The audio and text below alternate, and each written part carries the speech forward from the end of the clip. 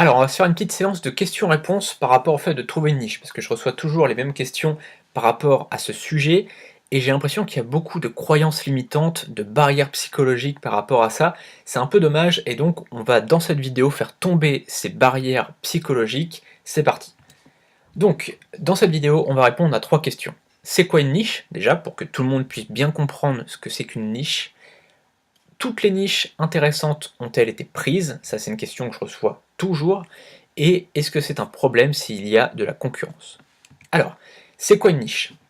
Une niche, c'est un marché volontairement restreint. C'est-à-dire qu'on préfère toucher moins de personnes, mais des personnes vraiment concernées. Pourquoi? D'abord parce que c'est plus facile d'avoir une notoriété quand on se spécialise. C'est plus facile d'être vu comme un expert quand on est le spécialiste d'un domaine en particulier. D'accord? C'est-à-dire que si aujourd'hui tu veux être le spécialiste du bien-être en France, ça va être très compliqué. Par contre, être le spécialiste de la perte de poids pour les seniors, c'est plutôt facile. Parce qu'il y a moins de monde, donc c'est plus facile d'être vu comme le spécialiste de ça. Et puis c'est plus facile, voilà, de clairement montrer son expertise, puisque c'est quelque chose de très très détaillé. Ok. Ensuite, c'est plus simple pour se référencer sur Google ou sur YouTube. Si un blog a 100 articles traitant du même domaine, bah, Google considérera que ce blog est un site d'autorité dans ce domaine-là.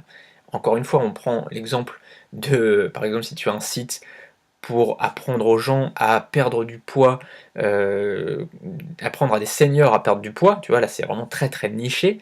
On verra aussi par rapport aux cibles et par rapport à la niche, on en parlera ça dans une autre vidéo, mais tu vois que là on est vraiment dans une niche ciblée, ok, une niche ciblée, j'entends bien, parce qu'une niche c'est vraiment un domaine restreint, comme par exemple la perte de poids.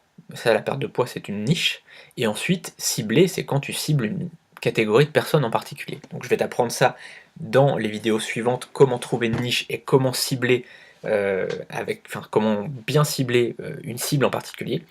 Et donc voilà, c'est beaucoup plus facile quand tu as un domaine très très restreint, bah, d'être vu comme un expert auprès de Google, auprès de YouTube.